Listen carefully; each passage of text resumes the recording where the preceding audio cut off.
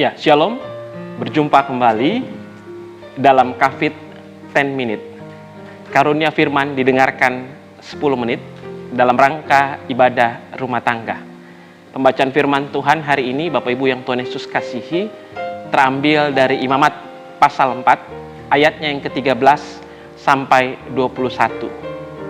Bapak Ibu yang Tuhan Yesus kasihi, saat ini saya duduk dan di belakang saya ada papan tulis.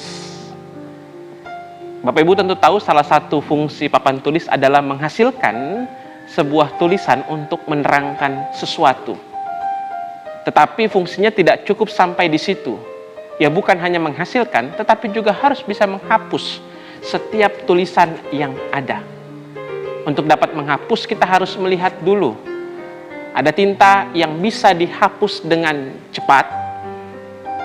Ada juga tinta permanen yang bukan tidak bisa dihapus, tetapi membutuhkan usaha tenaga yang cukup besar untuk dapat menghapusnya. Saya mau katakan bahwa dalam kehidupan setiap hari orang beriman, ada kesalahan dosa yang mungkin mudah untuk dapat dihapus kesalahan yang ada. Tetapi juga ada dosa yang mungkin sangat sulit untuk dihapus kesalahan yang ada. Sehingga dia membutuhkan sebuah pengorbanan, dia membutuhkan yang namanya usaha untuk dapat menghapusnya. Saya mau menggambarkan bahwa dalam perjanjian lama, firman Tuhan yang kita bacakan dari Imamat pasal 4 ini, ada tulisan yang baik buat kita renungkan bersama tentang korban penghapus dosa. Kitab Imamat menggambarkan tentang bagaimana cara hidup orang Israel dalam beribadah, bahkan juga menguduskan hidupnya sesuai dengan apa yang Tuhan inginkan. Ada macam-macam korban yang disampaikan dalam kitab Imamat. Ada korban bakaran, korban sajian, korban keselamatan, bahkan yang kita baca hari ini adalah korban penghapus dosa. Hal yang menarik adalah dalam pembacaan yang ada, kita melihat ternyata orang yang tidak sengaja sekalipun melakukan kesalahan kemudian diketahui oleh orang lain kesalahannya, dia harus mempersembahkan korban penghapus dosa kepada Tuhan. Mari kita lihat bersama di ayatnya yang ke-13-14. Jikalau yang berbuat dosa dengan tak sengaja itu segenap umat Israel dan jemaat tidak menyadarinya sehingga mereka melakukan satu hal yang dilarang Tuhan dan mereka bersalah, maka apabila dosa itu diperbuat, mereka itu ketahuan, haruslah jemaat itu mempersembahkan seekor lembu jantan yang muda sebagai korban penghapus dosa. Bapak Ibu bisa bayangkan, bukan hanya mereka yang sengaja melakukan kesalahan, mereka yang tidak sengaja sekalipun wajib untuk mempersembahkan korban penghapus dosa kepada Tuhan. Sebagai bentuk bagaimana kesadaran umat terhadap kesalahan yang ia lakukan dan mempersembahkannya untuk Tuhan. Saya bisa bayangkan kalau itu masih bisa diterapkan di masa sekarang, tentu kita tidak akan kuat untuk melakukannya. Bayangkan Bapak Ibu, sedangkan dosa yang sengaja kita lakukan setiap hari saja itu sudah banyak. Dosa sama istri, dosa sama suami, dosa sama anak, dosa sama atasan, dosa sama sesama dalam persekutuan, dosa kepada para pelayan yang Tuhan percayakan. Sudah banyak sekali. Bayangkan kalau dalam satu hari saja kita berbuat dosa sudah sangat banyak. Berapa banyak lembu jantan yang kita persembahkan kepada Tuhan. Tentu kita tidak akan bisa mampu melakukannya. Bersyukur bahwa korban penghapus dosa telah diganti dengan yang namanya Yesus Kristus yang menghapus dosa dunia.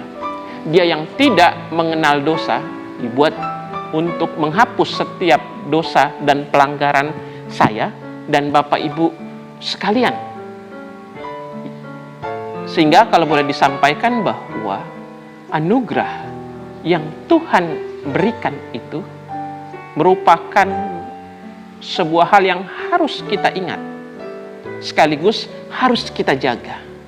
Banyak orang Kristen merasa bahwa ketika dia Kristen, kemudian ia merasa bahwa saya bebas untuk melakukan dosa karena saya telah dihapus dosanya kepada Tuhan. Kalau kita berpikir seperti ini, Martin Luther katakan bahwa ini yang namanya anugerah murahan. Kita tidak menghargai apa yang Tuhan sudah nyatakan. Beberapa kali saya pernah mengajari beberapa orang yang dalam usia yang sudah dewasa ingin masuk Kristen, percaya pada Tuhan. Awalnya penuh semangat, awalnya penuh optimis, dan kita melihat bahwa ia benar-benar ingin mengikut Tuhan. Tapi dalam perjalanan ternyata ia cenderung untuk melupakan Tuhan. Jadi saya mau katakan banyak orang Kristen yang semangatnya di awal, tetapi dalam perjalanan kemudian ia mulai lupa dan jauh daripada Tuhan. Apalagi kita yang sudah kecil, dari orang tua, sudah Kristen kecil, dari bayi sampai dengan saat ini.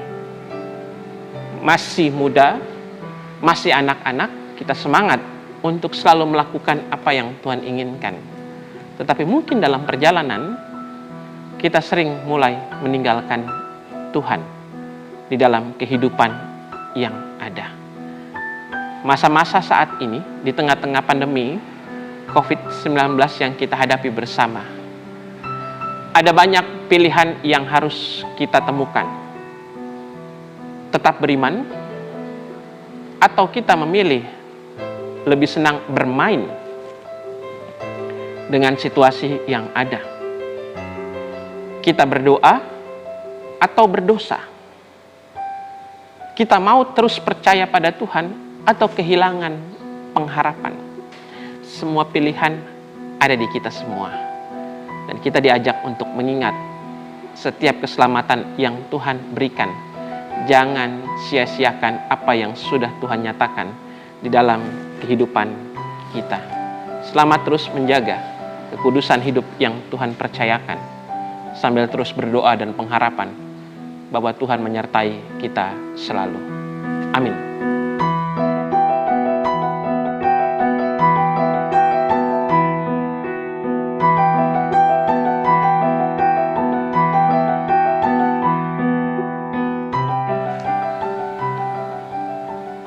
Bapak Ibu yang Tuhan Yesus kasihi, di depan saya ada singkong goreng dan juga teh manis. Kadang untuk dapat mengenyangkan dan menyenangkan, tidak harus yang indah dan istimewa, tetapi sederhana, namun punya dampak untuk kehidupan kita. Dalam kehidupan beriman, untuk dapat menyenangkan dan membahagiakan, kita tidak perlu hal yang istimewa. Tetapi ketika Bapak Ibu sudah bisa makan, minum, ketika Bapak Ibu dicukupi oleh Tuhan, ketika Bapak Ibu diberkati dalam rumah tangga yang ada, teruslah untuk bersyukur sambil terus menjaga kehidupan ini, beriman sekaligus melakukan apa yang menjadi kehendak Tuhan. Selamat menikmati singkong goreng.